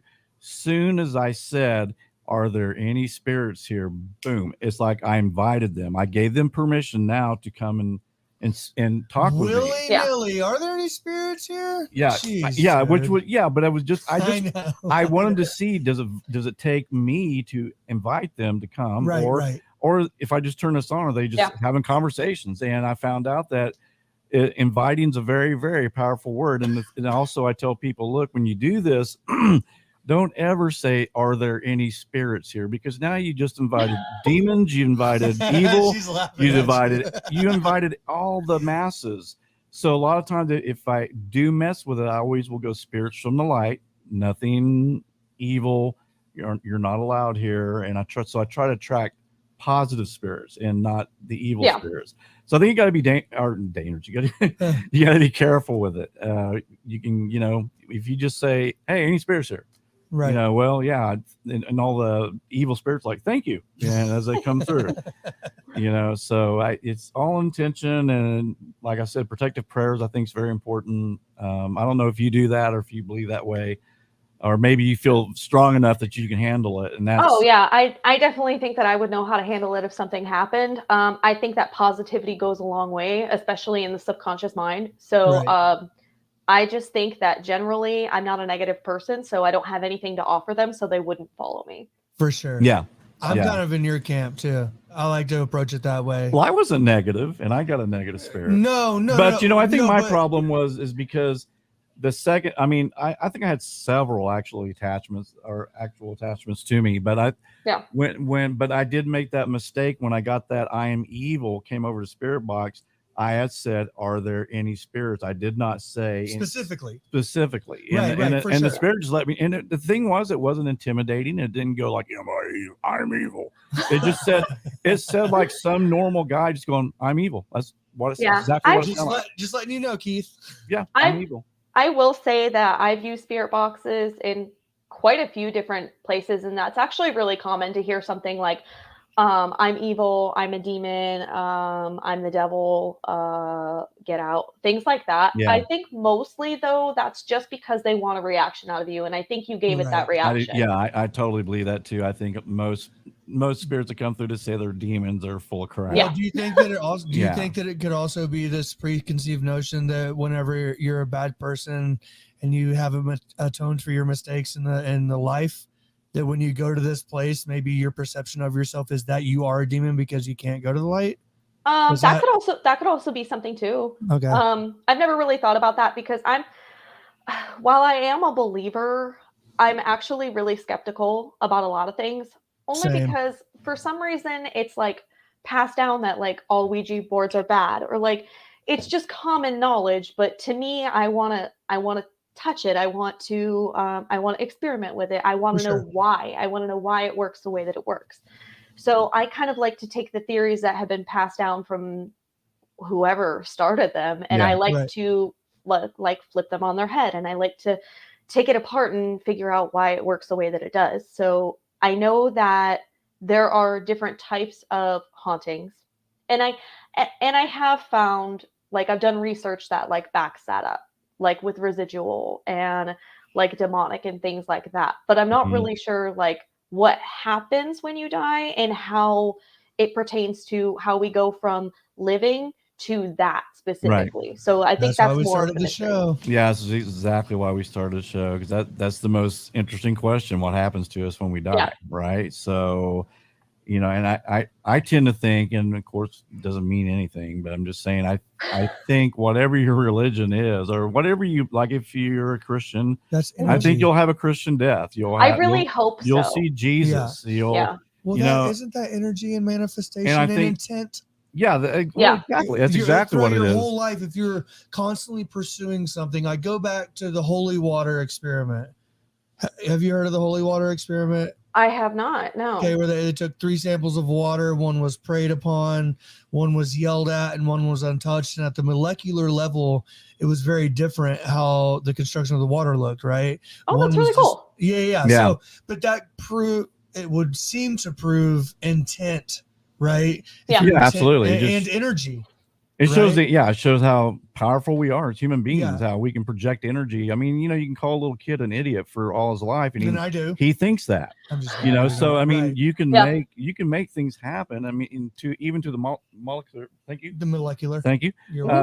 Into the water, like they tested this water, and it was filthy and dirty. The ones that they screamed at the water, and the holy water was clear. Yep. And what was the neutral water? Just the same? Just normal. Just normal. Clear, yeah. So that's a very interesting test. That is really interesting. I've never heard of that. That ties into what you guys were saying about religion and kind of what happens after we die. God, that question. Well, I mean, if you think about it, say you've got people who are true satanic worshipers or believe in demonics, and so why not when they die? That's, you know, they believe they're a demon in the afterlife. I don't know. That begs the question. And maybe that's why they say I'm a demon. And they're still trying to cause havoc on the other side because they did on earth. You know, I think if you're an asshole during being a human, you're probably gonna be an asshole on the other side. That's because I think we still. You're saying once an asshole, always an asshole. Yeah, I think so. I think we continue to learn. I think we continue to learn even as we pass away, and I think that's interesting. But I think also we can prove ourselves as a person on the other side as well, and that's interesting. Move to different levels of spirituality. Yeah, okay. That's what I believe. I like that. And that's my story, and I'm sticking to it. Okay, well, I'm glad. Okay. Hey, I was going to ask you one thing, because we've had a lot of paranormal. We love paranormal stuff, obviously, but we've had investigators on and stuff like that. So have you? And we always ask them this, I think. Is there one case that stands out to you above the others? I really don't do cases anymore. I used to do cases back in the day. So what I do is I go to well-known buildings. So I've been to places like Waverly Hills, Trans-Allegheny, Hinsdale House. I've done quite a few different places. As far as, you know, buildings that are owned where they let people come in and investigate. The house that stands out to me is the Monroe House. Now explain to our viewers what that is. What house is that? The Monroe House is a locally known house. It's known as the Demon House, not to be confused with the Zach Baggins Demon House. Yeah. It actually is here in Indiana. It's in Hartford City. If you watch Paranormal Lockdown, Nick and Katrina did an episode there. Oh, cool. And they found human remains in the crawl space there. Whoa. I So think I saw that one. I yeah, think I did see that one. Yeah. and I went there alone, by the way, Okay. not with anybody. Well done. And I didn't know like all the history and everything. And I did an interview with the owner, and he gave me a tour, and he was terrified to be in that house. Yeah. And him being scared creeped me out because For I'm like, sure. that's Right. That doesn't really help weird. things at all. And I made it 2 hours into the investigation, and I had to leave because it was too overwhelming. And I did Hinsdale House by myself. I've done so many places by myself, and that's the only time I've ever left. Don't you feel less I mean, do you not? And why is that? Why do you go by yourself? Why do I go by myself? Yeah. Maybe because I don't care. I don't know. Yeah. Like, I think I get more activity by myself. I trust myself. I know I'm not faking evidence. My biggest thing is I move around a lot. So if I want to bring in somebody onto the YouTube channel, it would be very hard for me because they would have to travel. So you're a control freak. Yeah, probably. And then it's like, Just do I? talking about assholes earlier? No, no, Wow, no, Keith. no, no. No, I totally get that. I joke with my wife because I call her the producer of the show, but I have my board here and I don't want anybody touching it. I run the board, I Yeah. run the sound. And so, no, I didn't mean that as a. No, it's okay. I got it. No, so, yeah. It's just like I'm already like a whole year deep into my YouTube channel. I feel like if I were to bring somebody else on, maybe it wouldn't be fair to myself because Yeah. I would have to make sure that they're authentic like I am. And Right. it's Tough. Sure. it's very hard to find people who have the same kind of mindset because when you look at the paranormal as a whole, you have people who are way on the spectrum of I believe in everything paranormal, Yes. and then there are people who don't believe in much, and that's Right. me. And it's Right, hard to right. find people who are like that. Right. And Right. it's always good to go with like-minded people, but I like going by myself because I feel like the spirits kind of view me as vulnerable a little bit, Yeah. and No, you bring up it great makes me points. more susceptible to activity, and that's what I'm trying to get. So Right. Right. Have you ever been to Sally House? I have not. No, That would be an interesting place to go. And I what want to go. the axe murder house. That That one place is terrifying to look. I mean, it looks like it would be. I know. I saw it and I was like, oh, I want to go there. And I started planning it for this year, but it's 9 hours away from me. And I'm Oh, like, God. You can do it. I definitely could do it. My biggest problem right now is I have 2 kids. Not that they're a problem. No, Yeah, yes, yeah. I have 3 kids. They're No, definitely that's a lot of Yeah, responsibility. you gotta plan Yeah. everything around them, and it's difficult. Yeah, do you find that because I mean that's something Garrett and I we haven't done. We haven't actually traveled anywhere 'cause we're so far away from a lot of the places. Yeah. But like I know the Sally House, I think Baggins was saying that they charge so much an hour or something like that to I don't even go there. I don't think they do. The last time I looked it up, I think it was $400 a night. Okay. Okay. Yeah. Well, that's Yeah. not- So if you ever have any questions about how much places charge, all you got to do is just type it in, and on their website they'll list how much it is for a private investigation. Oh wow. I know that it wasn't that much. Like Waverly Hills charges $1,000 a night, and I know it was way underneath there for them. Wow. Okay. Have you been to the Stanley? Is it the Stanley Hotel? Is that what it's called? I think. Yeah, that's what it's called. But I haven't been to there. So I've done a lot of places on the eastern side of the United States. Right. Right. So I've done like Hillview, like I said, Trans-Allegheny, Waverly Hills, Indiana State Sanatorium, Whispers Estate. I've done a lot of small places. And I've also done some big places, but big places generally charge a little bit more for entry. Right, for sure. Yeah. Small places are on average probably about $300, $400 a night. So what's the best EVP you've ever caught? I have this EVP from Hillview Manor, and recently they figured out they have this entity called the Creeper. They don't really have much information about it. They think that it's just like an elemental entity. I can't back that up. I don't know because, I'm really skeptical about stuff like that. For sure. They were telling me that he resides in this specific room, and they said, hey, why don't you go check it out? Because they know that I don't care. So I go in. She's And- fearless. I love it. Before I even ask a question, I do my thing on my EVP recorder. I ask questions, blah, blah. I don't think I'm getting anything. I go home, I go over it, and as soon as I walked in, I have this EVP, and you can't even, it's really loud. It's a male talking, so it's not me. I can't make out what it says, but it's super loud. It's like the loudest clearest EVP I have where I can't make it out. Like, it's crazy to me. Wow. Whoa. And I've posted it so many different times on my Instagram, and everybody hears it as something different. And I think that's really interesting. Yeah, that is really interesting. Because to me, it sounds like a different language. But then some people say it sounds like something's going to die or someone's going to die or come to the dark side. And I'm like, that's so weird how it's like people are interpreting it as different things. For sure. Yeah, definitely. Yeah, EVPs are, to me, there's some really bad ones. That even on some of the TV shows I watch, where they put what they think they said on, under the screen. Oh yeah. Where if I wasn't looking at it, I'd be like, what the hell? You'd be like, what the hell? Yeah, that one is super clear. And I sent it to Hillview, and they were like, yep, that's definitely the creeper. They recognized the voice, but they couldn't tell me what they thought it was saying. Whoa. Wow. Have they done history? Like, was there an evil person lived in the area? Anything like that? Not that they know of. Yeah, I don't know. Not that they know of. Not that they've told me.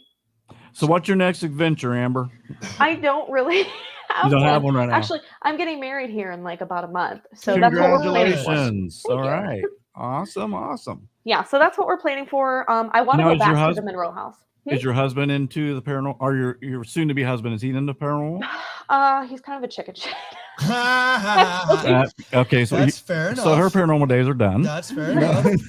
So I usually go and I'll do something and I'll tell him about it, and he's like, "Oh, it's a good thing I wasn't there," because he gets scared. Yeah. But I did convince him to go to the Monroe House with me, so maybe he's gonna film. How did he do?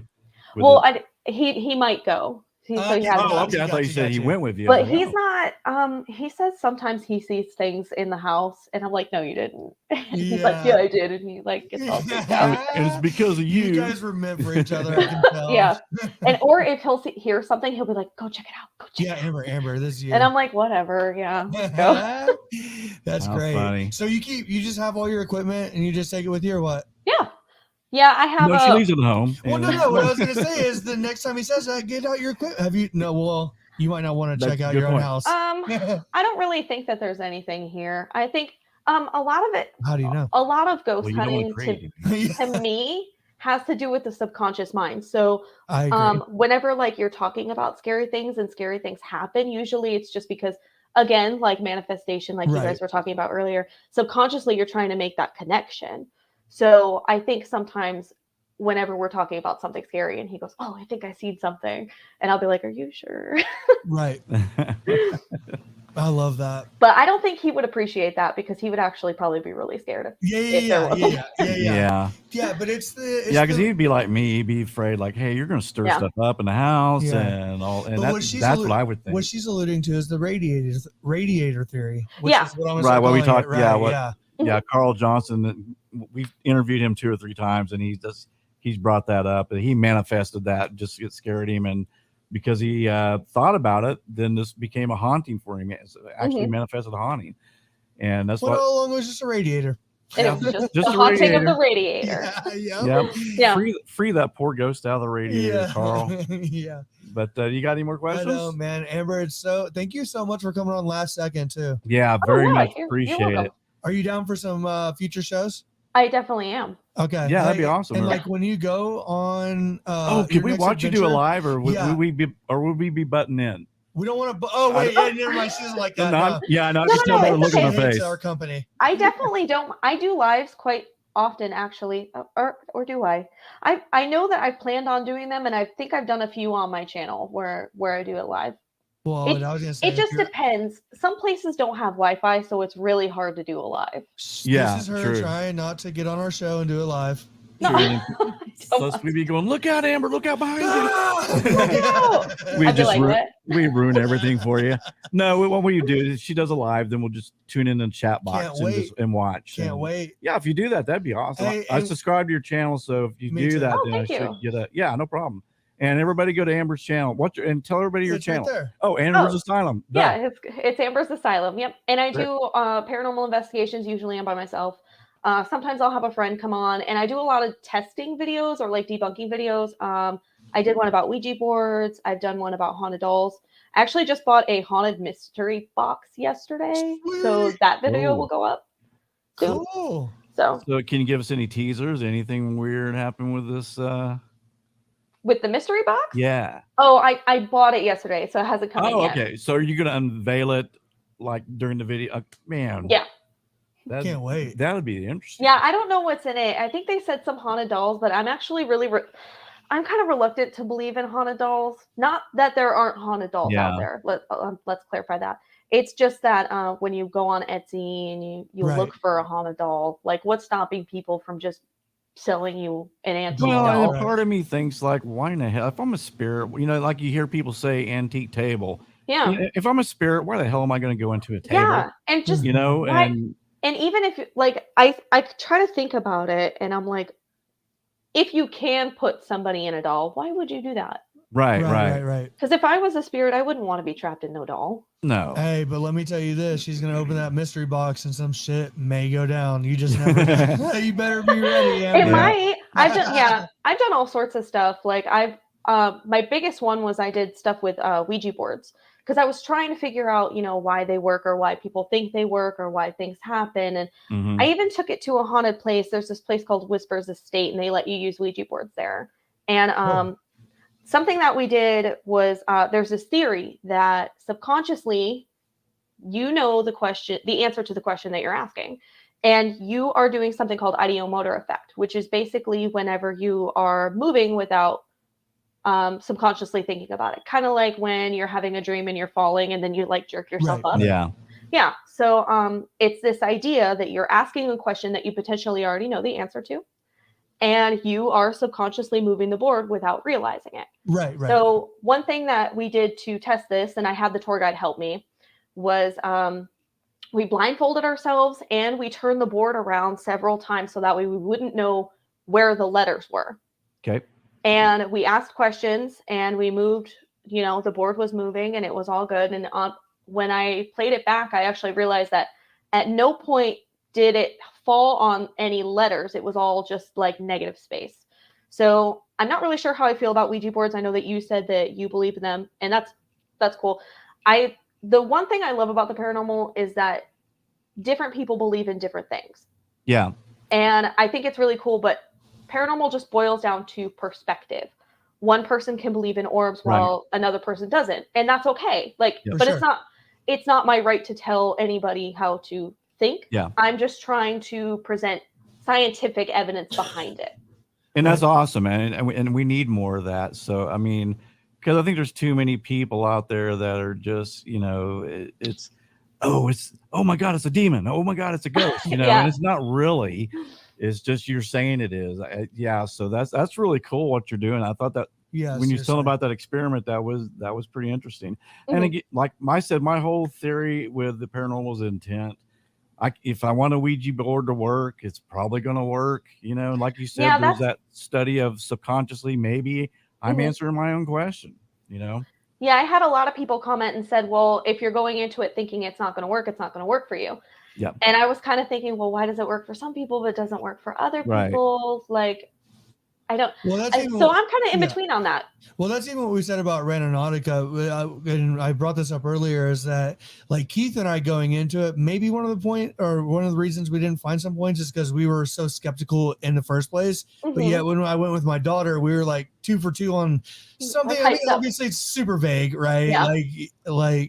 We could just make the connection. Well, to me, it's like, but she's young and has an imagination. And Randonautica to me is like, okay, if I take a dart and I throw it at a map, you know, that's what it is. It's basically it's just spitting out a point that's within your the diameter you want to go in, and you make it what you want to make it.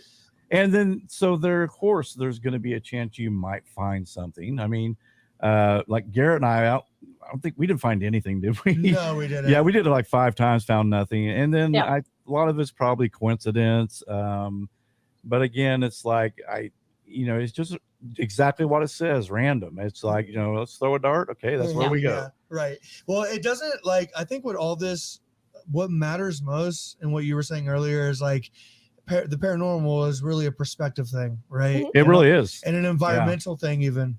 And a cultural thing and a religious thing. And at the end of the day, we're all in a simulation, so it doesn't matter anyways. so yeah, you're just on a different program, you know? That's what it is, a different perspective. But Yeah, that's what makes it interesting. I mean, if everybody believed the same thing, this would be a boring life, God, right? yeah, So Yeah. absolutely. I think it's cool Well, that we have all I these heard different. Go ahead. how he said that he got you or you got him turned on to Bigfoot. Me, yeah. Yeah, And I yeah, was yeah, like, yes. Yeah, dude, I'm Yeah. like totally all in. I'm bought in. UFOs, aliens, all of it. yeah. When Yeah. I was probably about 9 years old. I went rabbit hunting with my dad. We went out, and again, we're in Oklahoma, so it's some foresty places out here. Uh-huh. Well, it's flat, and we came to a creek, and we saw my dad and me saw this print that looks like it's about 15 foot long, Foot, well, what would you call it? 15 inches. Yeah, 15 inches long. I'm sorry. I'm It's so like sorry. A Inches? Tyrannosaurus Rex. Yeah, it's 15 feet long. The And T-Rex is in my creek. Bro. yeah, no, it's 15 inches long, and it had 3 toes. It just had 3 toes. And so, we went and got my uncle, brought him on his land, and he looked at it, and he was just like, man, whatever it is, I Go hope get it's the gun." gone. Yeah. And, so, That's really but I don't know, maybe it could have been some type of animal who's on the mud and kind of foot slid Yeah, or I don't know. something and distorted it.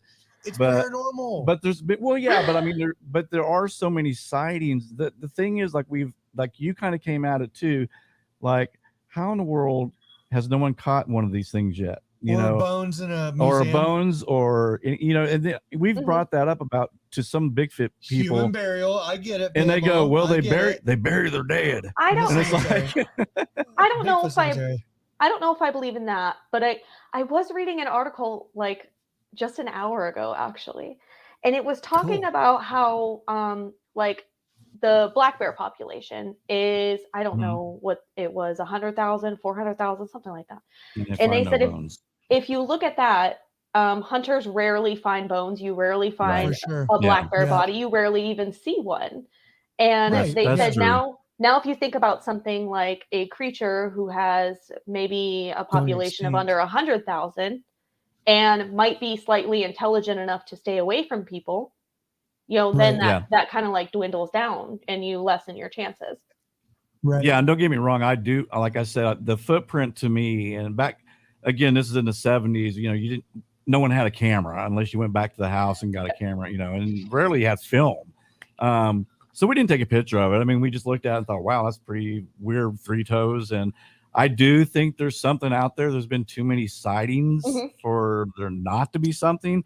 What do you think about, and I'll let you go. I'm sorry. I'm keeping you probably later than you want to be. I'm a Bigfoot believer. It's Yeah. okay. Go. But It's fine. what about, there's a theory about it being an interdimensional creature that enters our dimension, or do you think Slips. like a slip? I've I kind of actually heard a seen- story where they saw a UFO.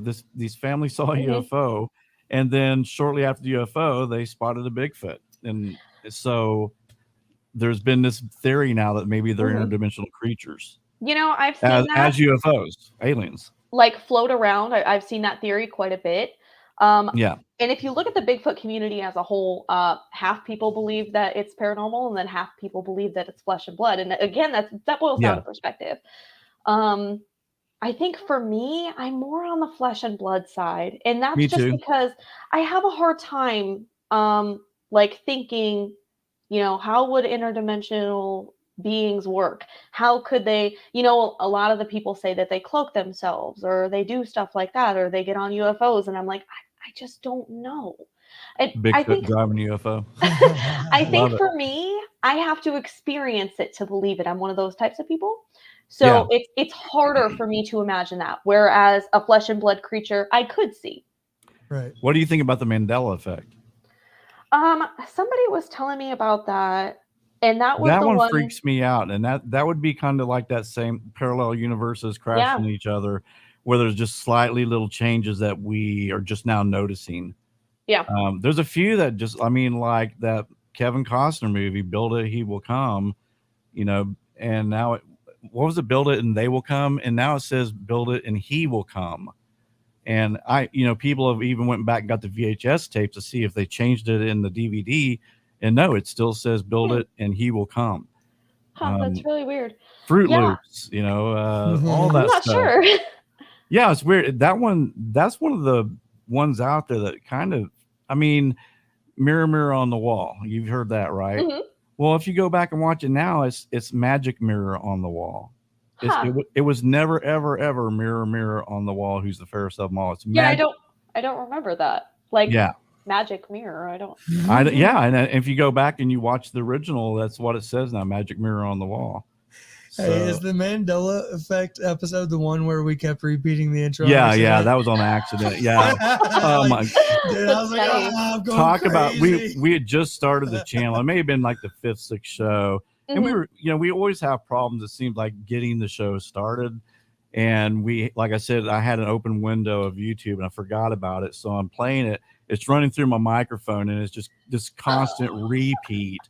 And it was insane. And the poor chat room. My gosh. They were like going, turn it off, make it stop. Because it literally made you feel like you're losing your mind. Yeah, for sure. And this goes on, Amber. Like, I mean, I know 3 minutes doesn't seem like a long time. Oh, it probably is when you're listening to the same thing over and over again. Well, it just so happened to be the Mandela Effect episode. Yeah, it worked out. It's hilarious. almost like we planned it. Yeah.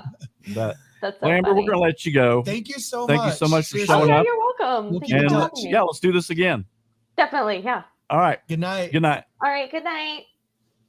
We met 2 new friends tonight that were super That's what's interesting. cool. Yeah, that's what's cool about making a show. I mean, and the neat thing is, like, we've probably made friends in almost all 50 states. I mean, if you think about it, I mean, not all of them, but enough that if we had somebody on tonight in chat that said they're from Hong Kong. Saw that. Yeah, that's cool. Super cool. So, like, I mean, with, like, if we ever wanted to go, I'm not going to say where Dean lives, but I know where he lives, and we could go see Dean. He's welcomed us, and Carl. I know Carl Johnson would probably get together with us. Rhode Island, Massachusetts. Oh yeah. I mean, listen, hey, one of the most supposedly haunted areas around. Building a nice little community, and that's what. Hey, it should be nice for you to come back, kind of circle around 76 episodes later, and see that you have created a community. I mean, we have a laundry list of people. Amber on tonight, dude. That was awesome. Yeah. Phil, awesome. Yep. Well done, Keith. Speaking of Amber, we hadn't seen Amber Lee on here in a long time, have we? She's busy. Is she? Yeah, I think she's like I think she got promoted to like a manager position or something. I thought she was an alien. Well, she's a hybrid, I think. Okay, that's probably why she's busy and getting promoted a lot. Yeah. So she's been busy, but I remember she used to hang out. And Bonnie, I haven't seen her in a while. We still need to go down there and do that at some point. We'll check it out. And get really good UFO footage. That would be awesome. Final take. Do what? Randonautica. Final take. I think it's it's anything you put your intention into, it's going to work. I agree. So I think that's what it is. I think it'd be fun if we did another live like we did the other night. In a more like maybe go to more of a rural area. Say like Roman Nose. Yeah, something like that. State Park. Yeah. And do it there, and then that would be more exciting because you could actually probably get out of the car and not worry about going to someone's backyard. You're like, Garrett, why is your backpack sticking to the car? And I have like a bunch of magnets. There's a lot of people though that live in Roman State Park. True. Yeah. So. Well, there's plenty of areas out in that area where we could, but I mean, the thing is though, you almost have to trespass, and I would not want to do that, but no, we'll just go magnet fishing. There you go. Well, we got to get permission to magnet fish on someone's pond. True. So, all right. Well, guys, we will announce next week's show. Thank you so much for tuning in, spending your Tuesday night with us. We love you. Don't forget to hit that like button, please, and share the videos so we can get this thing in the algorithm and we can get a bunch of people in here. I mean, I love you guys, but if we get more people, the more, different perspectives we get from everybody. Right. Yep. So, all right. Good night, guys. Love you.